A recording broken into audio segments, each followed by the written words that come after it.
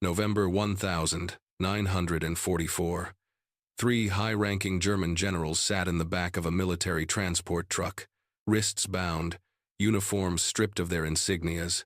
They were being transported to a classified prisoner of war facility somewhere in the heart of Texas. Through the canvas flaps, they watched the endless American landscape roll past, flat, brown, and unremarkable. General Wilhelm Kruger leaned back against the metal frame, a thin smile on his weathered face. "Look at these guards," he muttered in German, nodding toward the young American soldiers sitting across from them. "Boys. Nothing but farm boys with rifles." General Ernst Weiss, the strategist, studied the Americans with cold calculation. They won the war with machines, not men. Jeeps, bombers, artillery. Take away their factories, and what remains? The third general, Heinrich Hoffmann, oldest of the three, simply grunted his agreement. His Iron Cross had been confiscated at the airfield, but his pride remained intact. "Soft," he said, "fed on hamburgers and jazz music, no warrior spirit." When the truck finally stopped and the canvas was pulled back, revealing a sprawling military compound, surrounded by double rows of steel fencing. The generals prepared themselves. They had agreed on the flight from Europe. They would maintain their dignity, their superiority, their National Socialist conviction. They were officers of the Wehrmacht. They would not bow to these American upstarts. Then the main gate opened. What they saw made all three men freeze in place. Across the compound yard, at least 300 American soldiers were engaged in physical training. But these were not the slight, underfed boys they had expected. These men towered most well over 6 feet tall, with shoulders like steel beams and arms thick as tree trunks. They were lifting enormous logs, pushing military vehicles across the dirt, running formation drills under the brutal Texas sun without breaking stride. General Kruger's smile vanished. His hand unconsciously gripped the side of the truck. "Mein Gott," he whispered. "These are not boys." General Weiss felt something he hadn't experienced since the siege of Stalingrad, genuine uncertainty. These weren't the exhausted, hollow-eyed soldiers he had seen photographs of from the early days of Normandy. These were giants, the kind of men who could shoulder a continent. An American lieutenant, tall and square-jawed, approached the truck. His name tag read, Morrison. He spoke in perfect German. "Gentlemen, welcome to Camp Hardwick. You will be treated according to the Geneva Convention. You will also be shown exactly what kind of men guard this facility." The words hung in the air like a challenge. The generals climbed down from the truck, their legs stiff from the journey, their minds reeling from what they had just witnessed. Around them, the sounds of American discipline echoed sharp commands, the rhythm of boots on packed earth, the grunt of men pushing their bodies beyond normal limits. General Hoffmann, who had fought in the trenches of the First World War, who had survived the Eastern Front, who had stood firm against Russian winters and British artillery, felt something crack inside his certainty. The clash between arrogance and reality was about to begin. And in the next 48 hours, everything these three men believed about their enemy and themselves would be shattered beyond repair.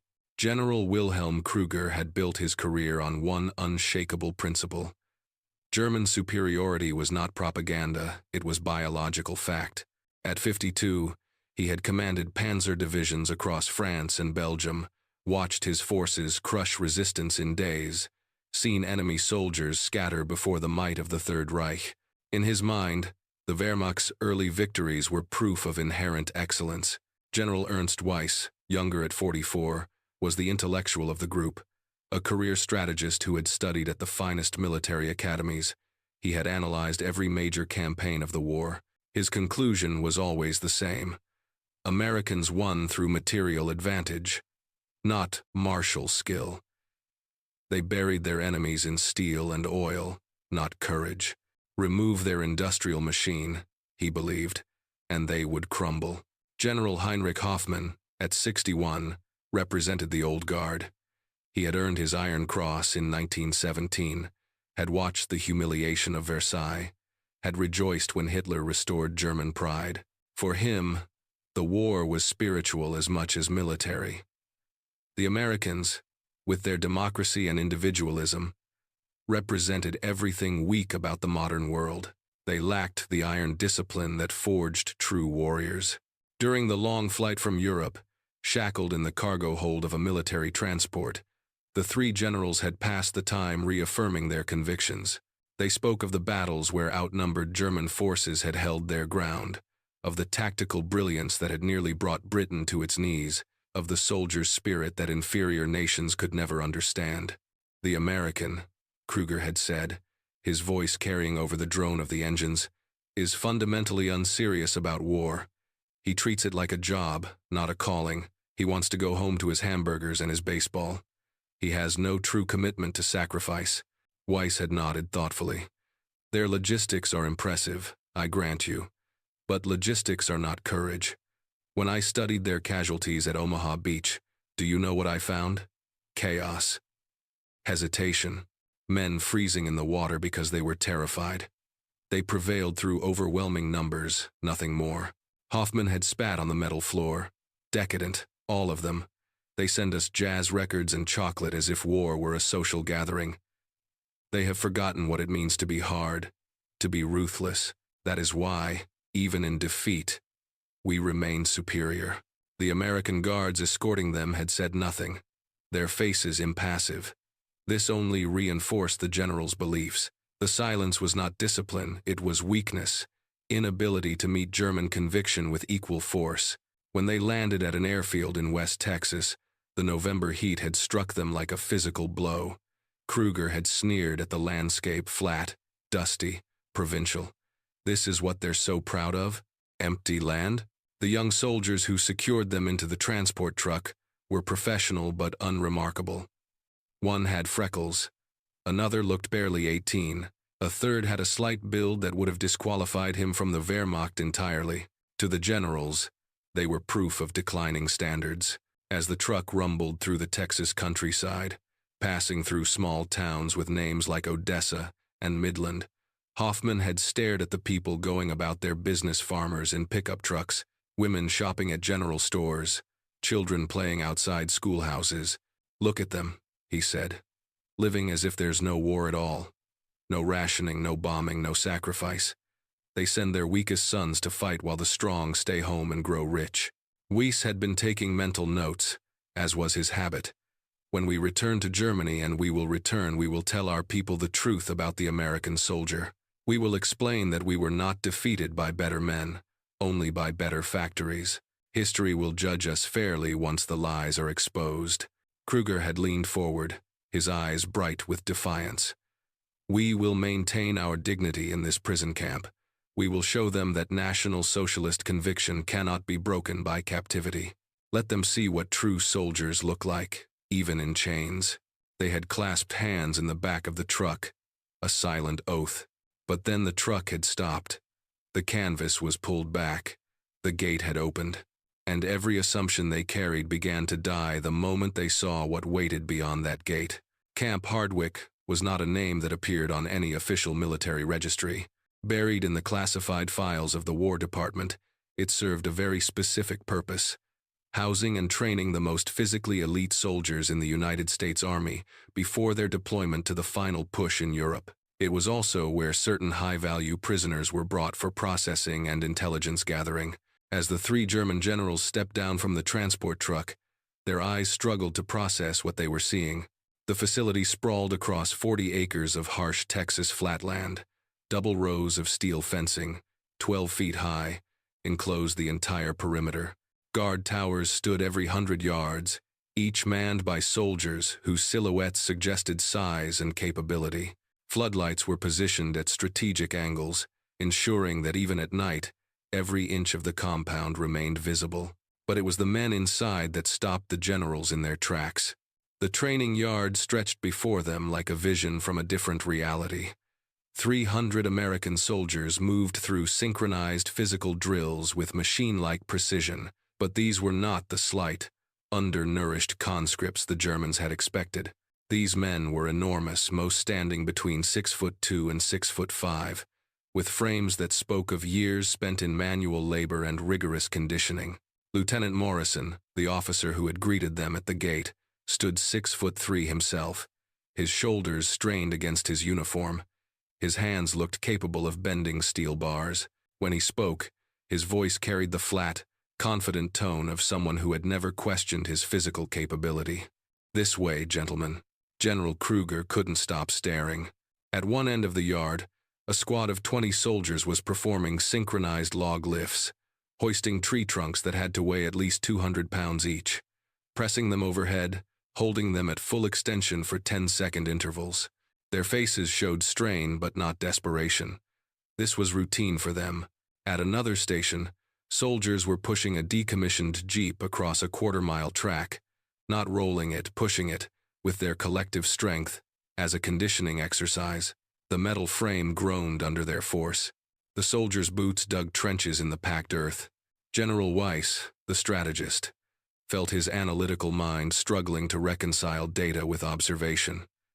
"How is this possible?" he muttered in German. "These men, they're massive." A voice behind them answered in flawless German. "Nutrition, genetics, and training, General." They turned to find an American captain approaching Captain Davis, according to his name tag. He was perhaps the largest man they had seen yet, standing 6'6" with the build of a professional boxer. His uniform sleeves were rolled up, revealing forearms corded with muscle. "Most of these men," Davis continued, "grew up on farms or in factories. They've been working physical jobs since they were 12 years old, hauling hay bales, loading freight cars, building houses. Their bodies were already conditioned before the army ever touched them." General Hoffman found his voice, though it came out rougher than he intended. "But we were told American soldiers were soft, undisciplined." Captain Davis smiled without warmth. "You were told wrong." He gestured toward the training yard. "The average height in this camp is 6'1". The average weight is 210 pounds. Every man here can run 5 miles in under 40 minutes, do 100 push-ups without stopping, and carry a wounded comrade half a mile without rest. These aren't exceptions, General. This is the standard we demand." The heat was oppressive over 100 degrees, but the soldiers continued their drills without pause. No one collapsed. No one slowed. The discipline was absolute, but it was accompanied by something the generals hadn't expected. Quiet confidence. These men weren't performing for intimidation. This was simply their reality. Lieutenant Morrison led them past a barracks where off-duty soldiers sat cleaning weapons and reading letters from home. Even at rest, their size was striking. One soldier, a redhead with a name tag reading Sullivan, looked up and made eye contact with General Kruger. There was no hostility in his gaze, only a calm, appraising assessment. The general looked away first. "This is impossible," Kruger whispered to Weiss in German. "These cannot be representative." But the evidence surrounded them at every turn. At the mess hall entrance, 2 soldiers were unloading supply crates from a truck, each crate labeled as weighing 80 pounds. They handled them like children's toys, stacking them 10 high without apparent effort. At the medical station, a line of soldiers waited for routine checkups. The attending physician, a major named Thompson, was examining a private who looked carved from granite. "Hutchins, you've gained another 8 pounds of muscle since last month. What are you eating?" "Just the regular chow, sir," the private replied. "And extra protein from the commissary. Keep it up. You're at peak condition." General Hoffman felt something cold settling in his chest. Peak condition. The phrase echoed in his mind. In Germany, toward the end, they had been conscripting boys of 15 and men of 60, feeding them on scraps, sending them to the front with inadequate equipment. And here, in this Texas desert, the Americans were producing soldiers who looked like they could tear apart tanks with their bare hands. The 3 generals were led to an administrative building for processing. As they walked, they passed a training area where soldiers were engaged in hand-to-hand combat drills. The instructor, a sergeant named Patterson, stood in the center demonstrating a chokehold on a volunteer. Both men were huge, easily over 220 pounds each, yet they moved with surprising agility. "Speed without strength is useless," Patterson barked. "Strength without speed is suicide. You need both." Again, the soldiers paired off. practicing the technique with controlled aggression. The sound of bodies hitting padded mats echoed across the yard. General Weiss stopped walking. Morrison noticed and paused. "Problem, General?" Weiss stared at the training in silence for a long moment. Finally, in careful English, he said, "We were not prepared for this." Morrison's expression didn't change. "No," he agreed. "You weren't." Inside the administrative building, the air conditioning provided relief from the heat but no relief from the psychological impact. Through the windows, they could still see the training yard, still see the giants of America going through their routines with mechanical efficiency. General Kruger sat down heavily in a chair, his bound hands resting on his knees. For the first time since his capture, he looked genuinely shaken. "How many camps like this do they have?" he asked quietly. Captain Davis, who had followed them inside, answered, "That's classified. But I can tell you this, we're not unique." The implication hung in the air, heavy and undeniable. If this was standard, if America had built not just one but multiple facilities producing soldiers of this caliber, then the entire strategic calculation of the war had been based on fatally flawed intelligence. General Hoffman closed his eyes. His voice was barely a whisper. "We told ourselves they were weak because we needed them to be weak. Because if they weren't..." He didn't finish the sentence. He didn't need to. The first cracks in their certainty had appeared, and the day was far from over. The interrogation room was sparse, a metal table, 4 chairs, and a recording device on a stand. Lieutenant Morrison sat across from the 3 generals, a thick file folder open before him. Captain Davis stood by the door, his massive frame a silent reminder of everything they had just witnessed. "Before we begin formal questioning," Morrison said, "I want to show you something." He pulled several photographs from the folder and spread them across the table.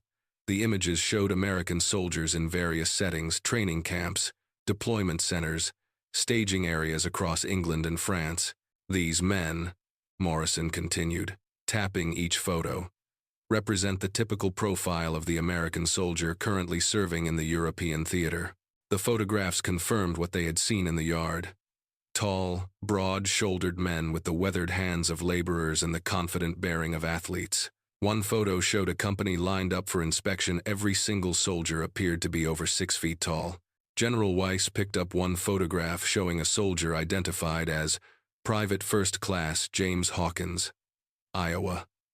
The man stood next to a farmhouse, a pitchfork in hand, smiling at the camera. His arms were thick as most men's thighs. Private Hawkins, Morrison explained, worked on a corn and wheat farm from age 8.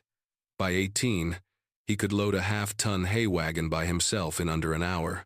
When he enlisted at 21, the Army didn't need to build his strength, they just needed to direct it. He pulled out another photo.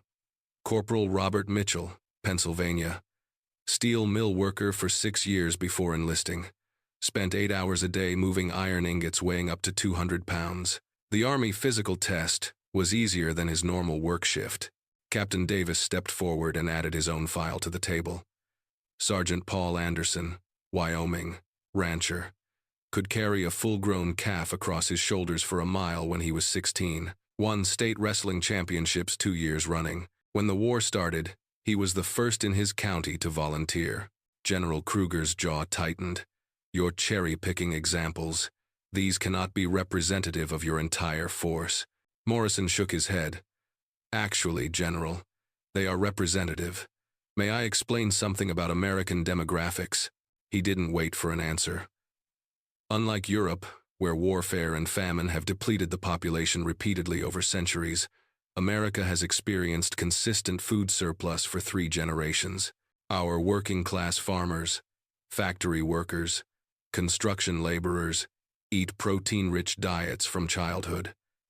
They grow up performing physical work that European aristocrats would consider beneath them, Davis added. The average American farm boy consumes more meat in a month than most European peasants see in a year. Our workers drink milk by the gallon. The nutrition builds bodies that are optimized for size and strength. Weiss interrupted, his voice sharp. Nutrition alone does not create soldiers. Where is the discipline? Where is the warrior spirit? Morrison smiled coldly. You're looking at it, General. You just don't recognize it because it doesn't match your expectations. He stood and walked to the window overlooking the training yard. Let me tell you about American discipline. It's not about goose-stepping or shouting slogans. It's about showing up before dawn to milk cows. It's about working a 12-hour shift at a steel mill and then coming home to help your neighbor repair his barn. It's about finishing what you start, no matter how tired you are. Davis continued the thought. The American soldier doesn't fight because a Führer tells him to. He fights because his country asked him to, and he keeps his word. That's a different kind of motivation, one that doesn't break when the leadership fails. General Hoffman, who had been silent, finally spoke. But we defeated your forces repeatedly in the early campaigns. Kasserine Pass. Your men broke and ran.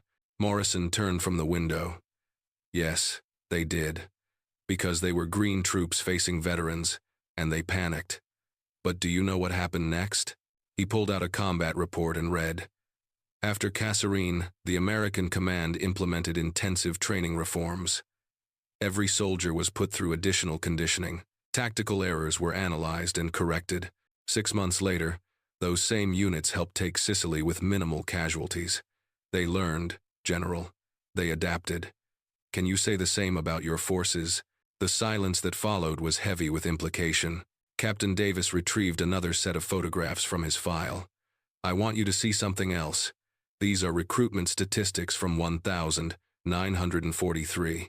The documents showed enlistment numbers broken down by occupation. The majority of recruits came from physically demanding professions. Farming, construction, mining, logging, dock work, manufacturing. We didn't have to create strong soldiers, Davis explained. We just had to recruit them from the places where strength was already a requirement for survival. A man who can fell a tree, frame a house, and plow a field doesn't need much additional training to carry a rifle and a pack across France. Morrison added, and here's the crucial part, we have millions of them. You were fighting an industrial nation of 130 million people, most of whom grew up working with their hands. Even if we only recruited a fraction of our available population, we still outnumber your entire military multiple times over. General Weiss felt the strategic reality crashing down on him. Germany had approximately 70 million people, many of them women, children, and elderly. The pool of military-age men was limited and depleting.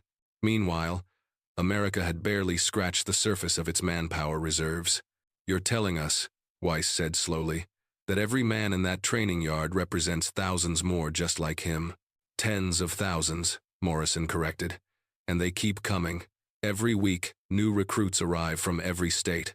Farm boys from Kansas, loggers from Oregon, fishermen from Maine, factory workers from Michigan. All of them already strong, already accustomed to hardship, already trained in the basic disciplines of physical work. He leaned across the table, his eyes locked on the three generals. You mocked us as soft, but the truth is, your average soldier never worked half as hard in peacetime as ours did. Your men were conscripted from offices and universities. Ours volunteered from fields and factories. There's your difference. General Kruger felt something breaking inside him, not just pride, but the entire framework through which he had understood the war. The Nazi ideology had promised that superior will and racial destiny would overcome material disadvantage. But what if the material advantage was so overwhelming that will became irrelevant? The men in this camp, Morrison continued, are preparing for the final offensive into Germany. They've been training for 6 months, conditioning their bodies, studying your tactics, preparing mentally for the hardest fighting of the war. When they deploy, they will be the most physically formidable force ever fielded by any nation in history. Captain Davis crossed his massive arms. You wanted to know about American soldiers, General Kruger? Now you know. We don't need to be cruel or fanatical. We just need to be strong, disciplined, and numerous. And we are all three. General Hoffman stared at his bound hands. His voice came out as a rasp. How did we not see this? How did our intelligence fail so completely? Morrison's response was blunt. Because you saw what you wanted to see. You convinced yourselves that democracy made men weak, That comfort made them soft. That individual freedom destroyed discipline. You built an entire ideology on the assumption that your way was superior. And now, reality has come to collect the bill. Through the window, the training drills continued. The giants of America, forged in the heartland, prepared for war with the same methodical efficiency they had once applied to harvest and construction. They were not superhuman. They were simply the product of a nation that had spent a century building prosperity through labor, and now that labor force had been mobilized for war. The three German generals sat in silence, watching men who had once been dismissed as unworthy opponents demonstrate capabilities that should have been impossible. The cognitive dissonance was overwhelming, and the revelations were far from over. General Wilhelm Kruger was not a man who surrendered his convictions easily. 60 years of military tradition flowed through his veins, 3 generations of Prussian officers, all trained to believe that will could overcome any obstacle. As he sat in the interrogation room, watching the American giants through the window, he felt his mind scrambling to rebuild the walls that had just been shattered. "Physical size means nothing," he said suddenly, his voice cutting through the silence. The Spartans were not large men. Napoleon was short. Tactical brilliance defeats brute strength every time. General Weiss nodded, grasping at the same logical lifeline. Yes, the Wehrmacht's early victories prove this. We outmaneuvered larger forces repeatedly. France fell in 6 weeks not because we had bigger soldiers, but because we had better strategy. General Hoffman leaned back in his chair, his weathered face hardening into familiar lines of defiance. Steel cannot replace spirit. A man who fights for ideology will always outlast a man who fights for a paycheck. Your soldiers, he gestured toward the window, may be strong, but they have no true commitment. They want to go home. We were willing to die. Lieutenant Morrison listened to this exchange without expression. Captain Davis actually smiled, a thin, knowing smile that somehow made the generals more uncomfortable than anger would have. "You're not wrong," Morrison said finally. "About some of it. Anyway, this unexpected agreement threw the Germans off balance," Morrison continued. "Tactical skill matters, strategy matters, motivation matters. You're absolutely right about all of that. But here's what you're missing: we have those things too. All of them. Plus something you don't." "And what is that?" Kruger demanded. "Sustainability." Morrison stood and walked to a large map of Europe mounted on the wall. "Let me explain something about logistics, General Weiss. You're a strategist, so you'll appreciate this. In 1943, Germany's total industrial output peaked. Since then, it has declined every single month. Your factories are being bombed. Your supply lines are collapsing. Your reserves of oil, steel, and rubber are nearly exhausted." He traced a line across the map. "Meanwhile, American industrial production has increased every single month of the war. We're building a new ship every 3 days. Our factories operate 24 hours a day, 3 shifts, without interruption. We have so much production capacity that we're supplying not just our own forces, but Britain's and Russia's as well." Davis picked up the thread. "Your men are fighting on synthetic fuel and recycled ammunition. Ours have gasoline to waste and bullets to spare. Your troops are being fed on ersatz coffee and black bread. Ours complain when the steak isn't tender enough. This isn't a moral judgment, it's simple mathematics. You can't win a war of attrition when the other side has infinite resources." General Kruger's face flushed red. "You reduce everything to material? What about the spirit of the German soldier? What about our willingness to sacrifice?" "Sacrifice?" Morrison's voice turned sharp. "Let's talk about sacrifice, General. Your country drafted children to fight in the final defense of Berlin, boys of 14, 15, sent to face tanks with nothing but Panzerfausts they could barely lift. Old men of 60 pulled from retirement to man artillery pieces. That's not sacrifice, that's desperation, masquerading as virtue." He pointed out the window. "Those men out there?" Every single one of them volunteered. They walked into recruitment offices and said, "Send me." They left their families, their farms, their jobs, Not because a dictator demanded it, but because they believed it was right. And they'll keep fighting as long as it takes because they chose this. General Weiss tried a different angle. But your casualties in Normandy were acceptable. Davis interrupted. Yes, men died. War kills soldiers. But we took the beaches and we kept advancing. We didn't break. We didn't retreat. We learned from every mistake and came back stronger. That's not weakness, General. That's resilience. General Hoffman seized on what he thought was a contradiction. Resilience? You speak of resilience?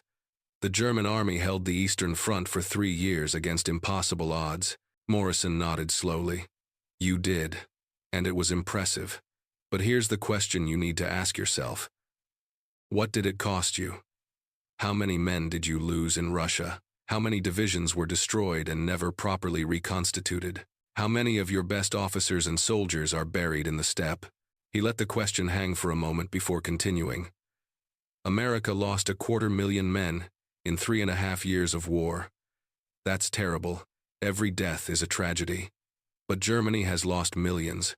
Your entire military-age male population has been decimated. Even if you somehow won every remaining battle, you wouldn't have enough men left to rebuild your country. You've already lost the war demographically, regardless of how it ends militarily. Kruger slammed his bound hands on the table. Lies. Propaganda. Is it? Morrison walked back to his file and pulled out a document marked classified. This is a Wehrmacht casualty report that we captured 3 weeks ago. Would you like me to read you the numbers? The 3 generals said nothing. Morrison read anyway. Eastern Front.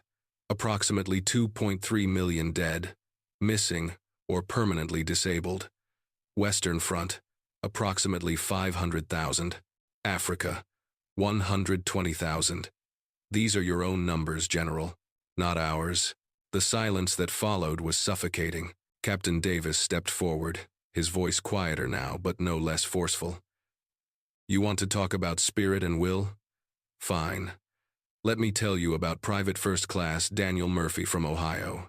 He was hit by shrapnel at Anzio, lost part of his left hand. The doctors wanted to send him home. He refused. He learned to shoot with his right hand, retrained for 6 months, and demanded to be sent back to his unit. He's in this camp right now, preparing for the Rhine crossing. He pulled out another photograph. Sergeant Howard Grant from Georgia. Captured at Kasserine, held in a POW camp for 8 months. Escaped, made his way back to Allied lines, and volunteered for airborne training. Jumped into Normandy on D-Day. You think American soldiers lack commitment? General Hoffman's voice was barely a whisper now. But we were told. Everything we were told was a lie, Morrison finished. Your leadership lied to you about American capabilities because admitting the truth would have revealed that the war was unwinnable from the start. They needed you to believe in German superiority because without that belief, the entire edifice collapses. General Weiss, the analytical mind still trying to process, asked, "When did you know? When did America realize it would win?" Morrison considered the question. Honestly, about 6 months in. Once our industrial machine fully mobilized, once the training camps produced their first full cohorts, once the logistics chains were established, it became a mathematical certainty. The only question was how long it would take and how much it would cost. He gestured toward the training yard again. Those men out there? They're the 3rd wave. The 1st wave took North Africa. The 2nd wave took France. The 3rd wave will take Germany. And if necessary, there's a 4th wave training right now in camps across America. We can do this indefinitely. Can you? The question needed no answer. General Kruger tried one last time to salvage his worldview. Even if all of this is true, even if your material advantages are as overwhelming as you claim, it doesn't change the fact that National Socialism offered a vision, a purpose, a fantasy. Davis cut him off. A fantasy that crumbles the moment it encounters reality. You can have all the vision you want, General, but if your soldiers are starving and your tanks have no fuel, vision doesn't win battles. Morrison stood. Gentlemen, you will be provided with quarters for the evening. Tomorrow, We'll continue this conversation, but I want you to spend tonight thinking about one simple fact. Everything you've seen today is real. This isn't propaganda or theater. This is the standard American soldier. And there are millions more where they came from. As guards led the three generals toward the barracks section, they passed close to the training yard. The soldiers were finishing their evening drills, and one of them, a massive private with the name tag Bradley, caught General Kruger's eye. Kruger felt compelled to say something, to assert some form of dominance. In German, he muttered, "You may be strong, but strength without purpose is meaningless." Private Bradley, who had been raised in a German-speaking community in Wisconsin, smiled and responded in perfect German. "Strength with purpose is unstoppable, General. That's why we're going to win." The general had no response. As they were locked into their temporary holding cells, the three men sat in heavy silence. The sounds of the camp filtered through the walls, commands being shouted, equipment being moved, the rhythmic cadence of soldiers counting out exercises. General Hoffman finally spoke. "What if they're right? What if we've been fighting a war we could never win?" Neither of the other two answered. The question was too dangerous to acknowledge out loud, but in the privacy of their own thoughts, all three men were beginning to realize that their entire understanding of the conflict and of themselves had been built on foundations of sand. At 1,800 hours, the three generals were escorted to the mess hall for the evening meal. They had expected either isolation or humiliation. What they found instead was something far more psychologically devastating: normalcy. The mess hall was enormous, a converted warehouse that could seat 500 men. Long tables stretched in neat rows, and the noise of conversation filled the space with surprising warmth. Soldiers moved through the serving line with practiced efficiency, their trays loaded with portions that made the general's eyes widen: roasted chicken, mashed potatoes with gravy, green beans, fresh bread with butter, apple pie, coffee with real cream and sugar. Each soldier received a meal that would have fed a German family for 2 days. Lieutenant Morrison gestured for the generals to join the serving line. "You'll eat what the men eat. No special treatment, positive or negative." As they moved through the line, each generously portioned item added to their trays felt like another nail in the coffin of their previous assumptions. This wasn't survival rations. This was abundance. They were directed to a table near the wall, isolated enough for security, but close enough to observe the room. Around them, American soldiers ate and talked with the easy camaraderie of men who knew they were well fed and well supplied. "Pass the salt, Henderson. You see the new training schedule?" They added another mile to the ruck march. "Better than last year. At least we're not doing this in December." General Weiss noticed something that struck him. The soldiers complained, but without real bitterness. They groused about training like workers griping about their shifts, part of the routine, not a symptom of broken morale. Then something happened that would haunt all three generals for years to come. A young American soldier, Private Lucas Thompson, according to his name tag, approached their table carrying his tray. He was massive even by the standards of this camp, 6'4", easily 230 pounds of solid muscle. But his face was young, open, curious rather than hostile. "Excuse me," he said in halting German. "I heard you speak German earlier. I'm trying to learn. Mind if I practice?" The three generals stared at him, completely unprepared for this interaction. General Kruger found his voice first. "You want to practice German? With us?" Thompson nodded enthusiastically. "Yes, sir. I figure after the war, somebody's gonna need to help rebuild Germany, right? Might as well start learning now." The cognitive dissonance was overwhelming. This soldier, this giant who could probably break any of them in half, was thinking about post-war reconstruction while they had been planning for thousand-year empire. Before they could respond, another soldier approached.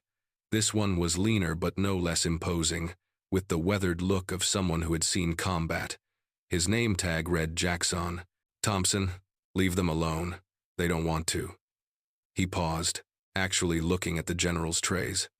"Wait, you guys haven't touched your food. Is something wrong with it?" General Hoffman, his voice tight, said in careful English. There is nothing wrong.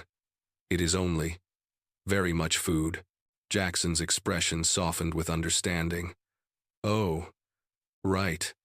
I heard rations got pretty rough toward the end over there. He called across the mess hall. Miller, bring some extra bread. Another soldier, Corporal Miller, arrived moments later with a basket of fresh rolls. Here you go. And if you need more of anything, just ask. Seriously, we've got plenty.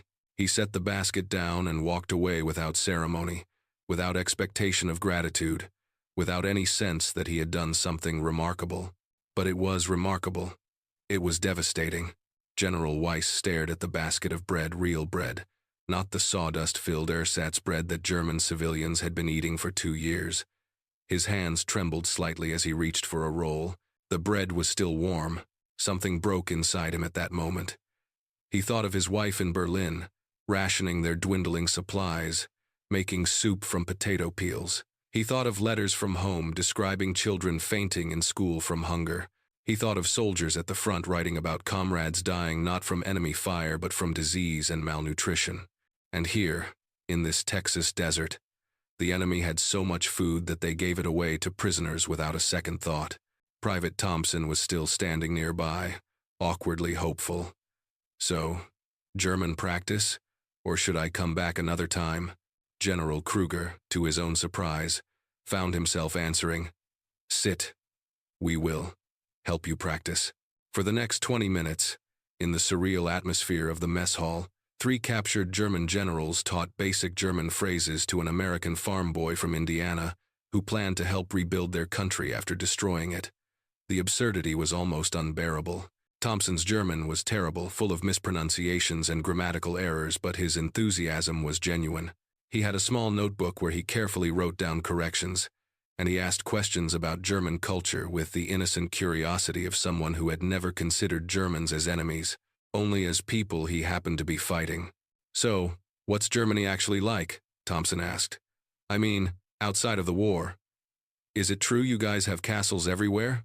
General Hoffman, who had spent the entire war dehumanizing Americans in his mind, found himself describing his childhood in Bavaria, the mountains, the villages, the festivals.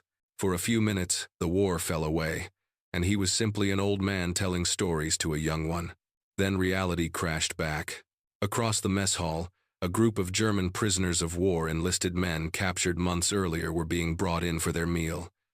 They looked haggard, thin, broken. When they saw the American portions being served, several of them started crying. One dropped to his knees, overwhelmed by the simple sight of real food. An American sergeant, Sergeant Williams, immediately went to the kneeling soldier and helped him to his feet, not roughly, not contemptuously, but with the careful support of someone helping an injured person. Easy, buddy, you're okay. Let's get you fed, all right? Come on. He personally guided the German prisoner through the serving line, making sure he received full portions, even adding extra portions of protein. Other American soldiers did the same for the other German POWs, treating them not as defeated enemies but as human beings in need. General Hoffman watched this scene and felt the last of his ideological certainty crumble. The National Socialist doctrine had taught that compassion was weakness, that mercy was a luxury, that the strong had no obligation to the weak. But here were the strongest soldiers he had ever seen, showing compassion as naturally as they showed strength. It wasn't weakness. It was confidence, the confidence of men who knew they had already won and could afford to be generous. Private Thompson noticed the generals had stopped responding to his questions. He followed their gaze to the German POWs being fed. Yeah, he said quietly. We get a lot of them through here. Most are just glad the fighting's over for them. You know, we try to treat them decent. Way I figure it, they're somebody's sons or fathers, just like us. He stood, gathering his empty tray. Thanks for the German lesson, sirs. I'll come back tomorrow if that's okay. General Kruger nodded numbly. As Thompson walked away, General Weiss leaned forward and whispered in German, Do you understand what we just witnessed? What? Hoffman asked. We lost. Not today. Not last month. We lost years ago, before the first shot was fired. We lost the moment we convinced ourselves that these people were inferior. Because you cannot sustain superiority in the face of this. He gestured around the mess hall at the abundance, the discipline, the casual humanity. General Kruger wanted to argue, wanted to find some flaw in the logic, but he couldn't. The evidence was overwhelming and irrefutable. They ate their meal in silence, each bite a small acknowledgement of defeat. As they were escorted back to their holding cells later that evening, they passed through the camp's recreation area. American soldiers were playing baseball on a makeshift diamond, their laughter and shouts echoing across the compound. Others sat in small groups, writing letters home or reading books or simply talking. They weren't celebrating victory. They weren't performing for their prisoners. They were simply being themselves, strong, confident, and utterly certain of their place in the world. General Hoffman paused at the fence, watching the baseball game. A soldier hit a home run, and his teammates erupted in cheers. The joy was genuine and uncomplicated. "They're going to win," Hoffman said quietly. "Not just the war. Everything. They're going to rebuild Europe in their image, and we won't be able to stop them, because they have something we never had." "What's that?" Weiss asked. "The luxury of being right." The three generals were locked in their cells, but none of them could sleep. Through the walls, they could hear the sounds of the camp continuing its routine: soldiers, rotating shifts, equipment being maintained, the normal operations of an army that never doubted its eventual victory. In the morning, they would face more interrogations, more revelations, more evidence of the catastrophic mistakes that had led them to this moment. But tonight, in the darkness of their cells, each man confronted the private collapse of everything he had believed. The war wasn't over yet, but for these three men, the battle for their convictions had been lost the moment they walked through the gates of Camp Hardwick and saw the giants of America. The holding cells were austere but not inhumane. Concrete walls, a cot with clean sheets, a small wash basin, and a single window with bars overlooking the compound. As darkness fell over Camp Hardwick, the three German generals lay in their separate cells, unable to sleep, unable to escape the implications of everything they had witnessed. In Cell 7, General Wilhelm Kruger sat on the edge of his cot, his head in his hands. For the first time in his military career, he felt genuine doubt not about tactics or strategy, but about the fundamental premises that had guided his entire adult life. He thought about his son, Klaus, who was fighting somewhere on the Eastern Front. He had raised Klaus to believe in German superiority, in the righteousness of their cause, in the inevitable triumph of will over circumstance. What would he tell Klaus now? How could he explain that everything they had fought for was built on delusions? Through his window, he could see the training yard illuminated by floodlights. Even at night, soldiers were active night training exercises, security patrols, maintenance crews. The camp never slept. The machine never stopped. A knock on his cell wall, Morse code from the adjacent cell where General Weiss was held. Tap, tap, tap. Tap, tap, tap. "Can you hear me?" Kruger tapped back. "Yes." A longer message. "We need to talk tomorrow. All three of us. What we saw today changes everything." Kruger hesitated before responding. "I know." In Cell 8, General Ernst Weiss lay on his cot, staring at the ceiling, his analytical mind working through scenarios with increasing desperation. He had built his reputation on strategic assessment, on understanding force disposition, logistics, and operational capability. How had he gotten it so wrong? He thought back to the intelligence reports he had read over the years. American soldiers described as mechanized infantry dependent on vehicles, poor at infantry combat, lacking endurance. Where had that assessment come from? Who had made those observations? The answer, he realized with growing horror, was that they had made those assessments based on what they wanted to be true, not on rigorous analysis. They had taken early encounters green American troops at Kasserine Pass, confused units at Anzio, and extrapolated them into universal truths. They had ignored contrary evidence because it didn't fit their preferred narrative. Classic confirmation bias, the kind of mistake that would fail a junior officer in academy training. And he, General Ernst Weiss, decorated strategist had committed it at the highest level. He thought about the maps in the war room back in Berlin, with their neat lines showing German positions. Those maps were lies now. The positions were collapsing, the lines were breaking, and millions of his countrymen were paying the price for strategic assessments built on fantasy. A soft tap on his door. A guard, Corporal Martinez, stood in the corridor with a tray. "Sir, Lieutenant Morrison thought you might want some coffee. It's going to be a long night." Weiss sat up, surprised. Why would he? "We are prisoners." Martinez shrugged. "He said you looked like you were thinking hard. Figured coffee might help." He set the tray down, a pot of coffee. Real sugar. Even a small piece of chocolate. "Just leave the tray outside when you're done." He walked away before Weiss could respond. Weiss poured the coffee, his hands shaking slightly. It was real coffee, not the acorn substitute they had been drinking in Germany for 2 years. The taste alone was a form of psychological warfare. In Cell 9, General Heinrich Hoffmann knelt beside his cot, attempting to pray. But the words wouldn't come. What could he pray for? Victory for a cause he now suspected was doomed? Forgiveness for promoting an ideology built on lies?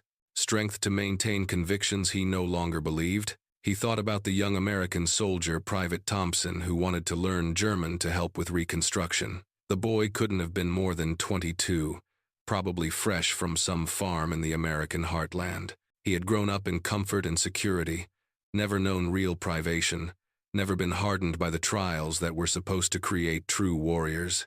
And yet he was twice the soldier that most of Hoffmann's recent conscripts had been. Better fed, better trained, better equipped, and most damningly more confident in his purpose. Hoffmann had spent 30 years in military service believing that hardship created strength, that suffering built character, that deprivation forged warriors. But what if he had been wrong? What if abundance, the ability to feed your soldiers well, train them thoroughly, equip them properly, was actually the superior foundation for military power? The American model suggested that a healthy, well-fed soldier, with clear purpose and adequate support, would always outperform a desperate, hungry soldier fighting for abstract ideology.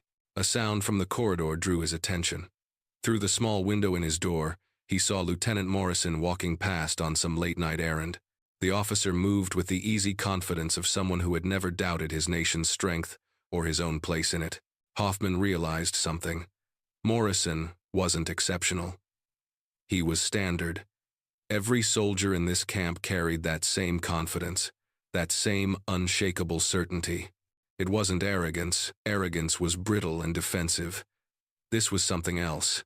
This was the deep assurance of men who knew they represented something larger and more durable than any individual. Around midnight, Corporal Martinez returned to unlock the 3 cells.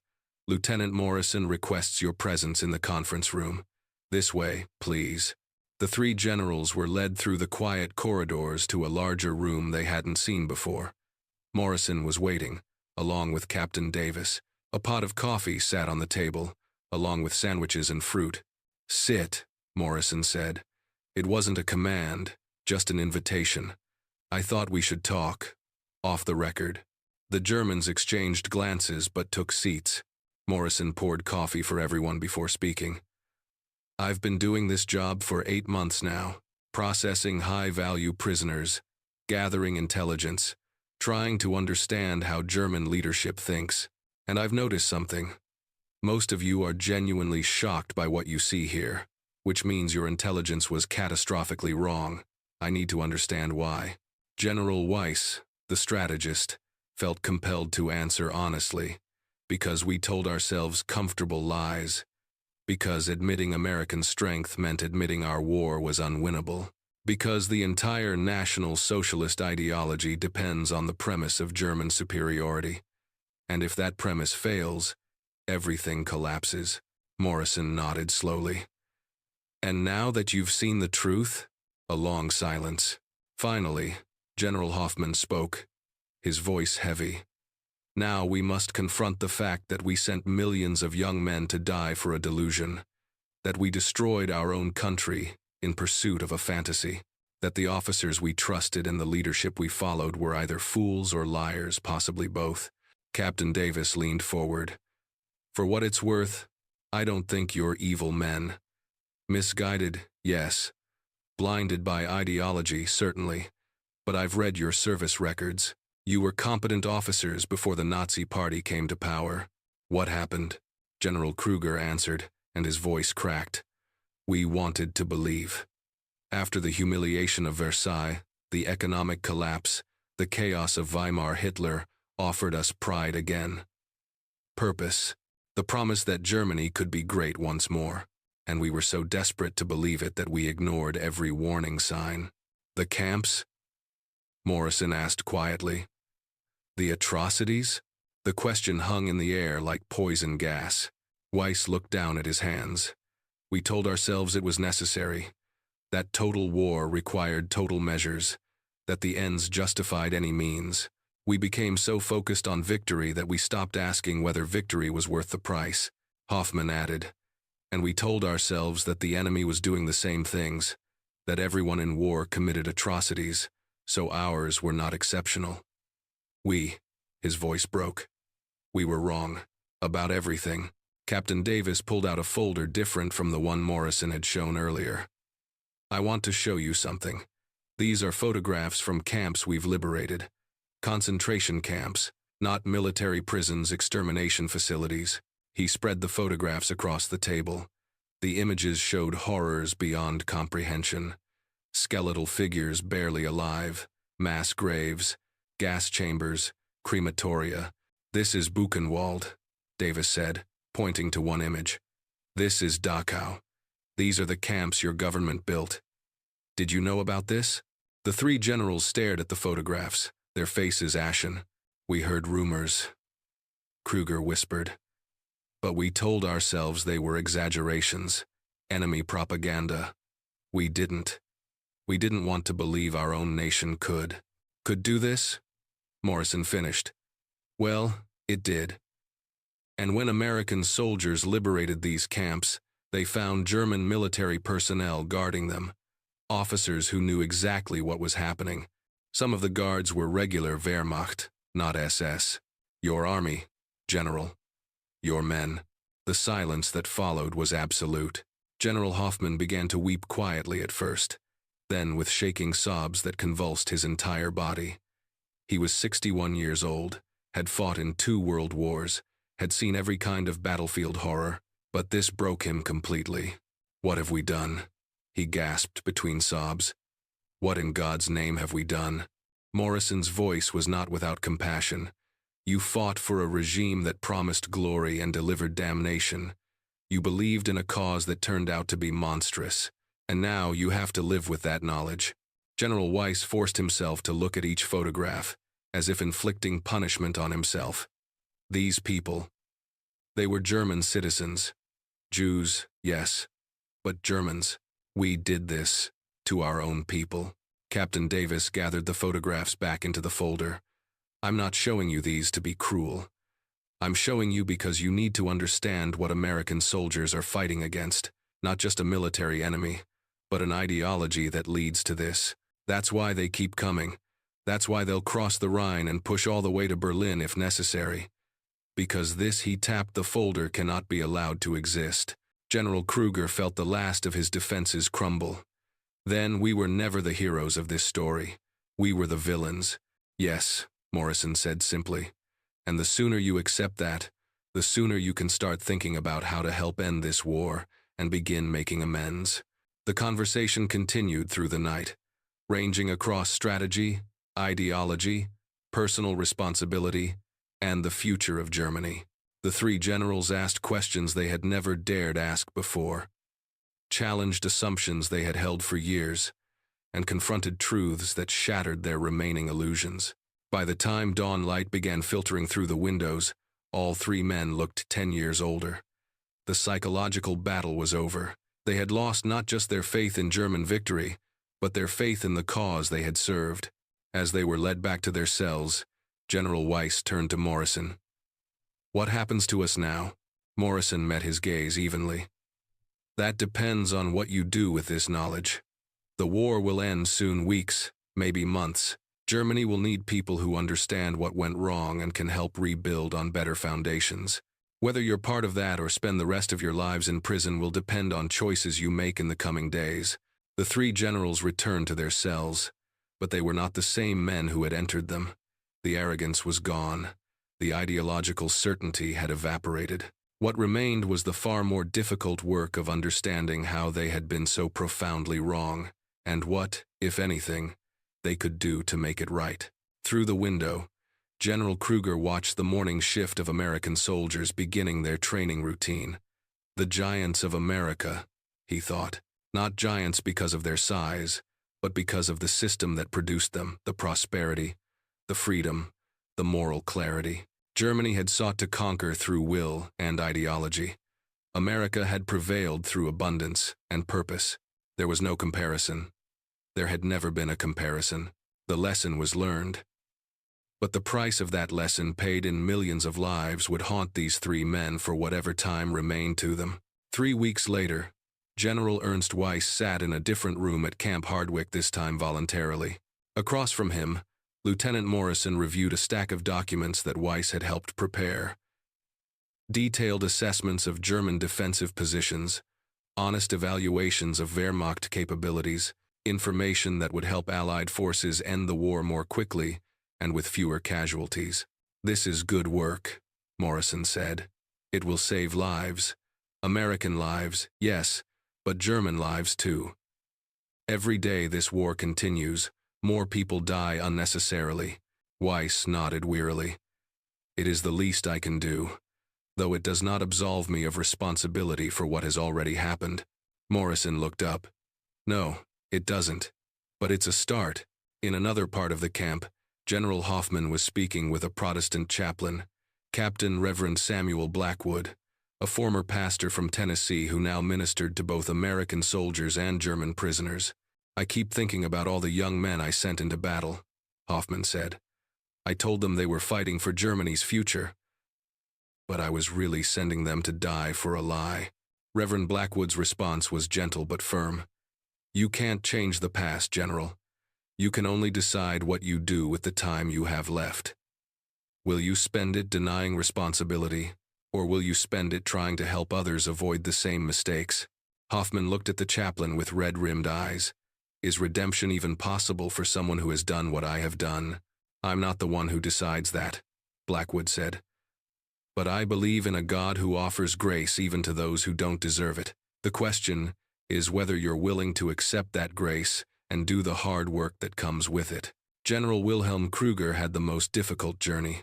His pride had been the strongest, and its collapse left him with the least foundation to rebuild on. He spent long hours sitting alone, wrestling with questions that had no comfortable answers.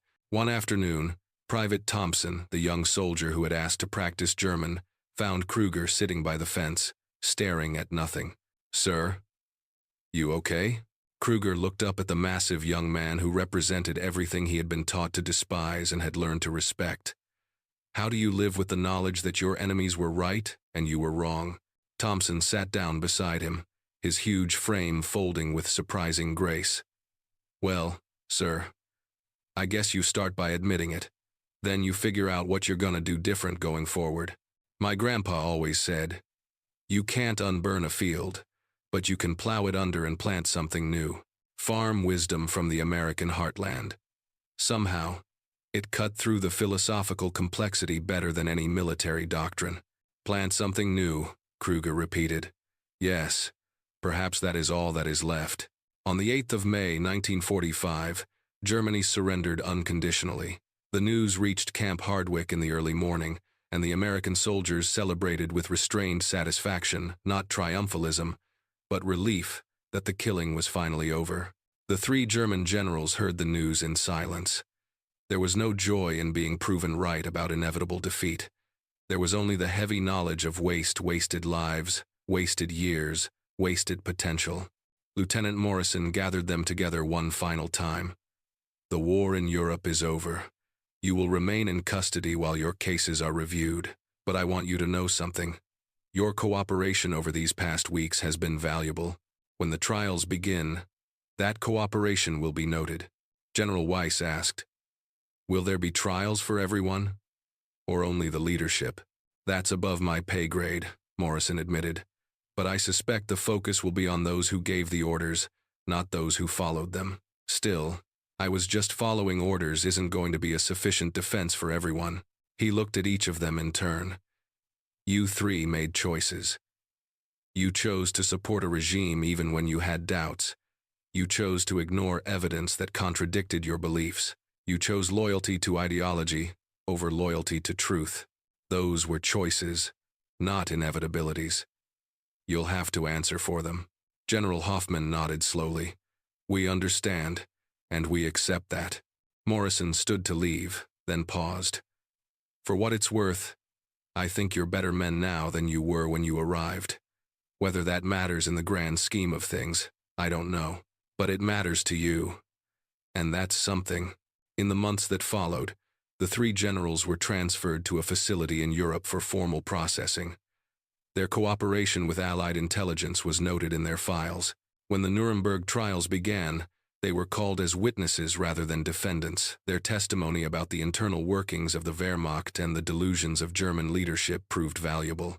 General Ernst Weiss eventually became a consultant for the Allied Occupation Authority, helping to design new educational curricula that would teach German students the truth about the war. He devoted the rest of his life to ensuring that the lies he had believed would not be passed on to another generation. General Heinrich Hoffmann returned to his family in Bavaria and spent his remaining years working with a church charity that helped refugees and displaced persons rebuild their lives. He rarely spoke about his military service, but when asked, he would say only, "I learned too late what true strength looks like. It looks like mercy." General Wilhelm Kruger struggled the most. His pride had been his defining characteristic, and without it, he felt lost. But gradually, through the patient guidance of people like Reverend Blackwood and the example of men like Private Thompson, he found a different kind of pride, not in superiority, but in honesty. He wrote a memoir in his final years, detailing the mistakes of German leadership and the delusions that had led to catastrophe. It became required reading in German military academies, a permanent reminder of where ideology without truth inevitably leads. The camp at Hardwick was decommissioned in 1946. The buildings were torn down, the fences removed, the land returned to Texas ranchers who had no idea what had transpired there. But for the thousands of soldiers who had trained there, it remained a pivotal memory, the place where they had prepared to become the liberators of Europe. And for three German generals, it remained something else. The place where they had finally confronted the truth about themselves, their nation, and the war they had fought for all the wrong reasons. Years later, in a letter to Lieutenant Morrison, General Weiss wrote, "You asked me once why our intelligence was so catastrophically wrong. I have thought about that question for many years now, and I believe I finally have the answer. We were not wrong because we lacked information. We were wrong because we feared the truth. We saw the evidence of American strength, the industrial capacity, the population size, the natural resources, but we could not accept what that evidence meant. To accept it would have required abandoning the ideology that gave our lives meaning. So we denied reality until reality crushed us. The lesson, I believe, is this: truth does not care about our ideologies, our fears, or our pride. Truth simply is, and any nation, any army, any individual who tries to build a future on lies will eventually collide with that truth. The only question is how much damage will be done before that collision occurs. The giants of America that we encountered at Camp Hardwick were not superhuman. They were simply the natural product of a society that valued freedom, prosperity, and honest work. They did not need to be perfect to defeat us. They only needed to be real. We lost the war long before we entered your prison camp, but we lost ourselves when we chose pride over truth. That is the deeper defeat, and the one from which recovery is most difficult. Thank you for treating us with dignity, even when we did not deserve it. Thank you for showing us what real strength looks like, and thank you for giving us the chance to begin again. Even after everything we had done, we can never undo the past. But perhaps, with enough time and effort, we can help ensure that others learn from our mistakes without having to repeat them. With respect and regret, Ernst Weiss. Morrison kept that letter for the rest of his life. He would show it to his children when they were old enough to understand, using it to teach them a lesson he had learned in that Texas prison camp. The true measure of a nation's strength is not its weapons or its armies. It is the character of its people, their honesty, their resilience, their willingness to face hard truths. Military power without moral foundation is brittle and temporary, but a nation built on freedom, prosperity, and truth possesses a strength that no ideology can defeat. The 3 German generals had mocked American soldiers as weak and undisciplined, but in the end, they learned that real weakness is the inability to face reality, and real strength is the courage to admit when you are wrong. That lesson, written in the defeats of arrogance and the victories of humility, remains as relevant today as it was in that Texas desert in 1944. The giants of America were not giants because of their size. They were giants because they stood on truth, and truth, in the end, is the only foundation strong enough to bear the weight of history.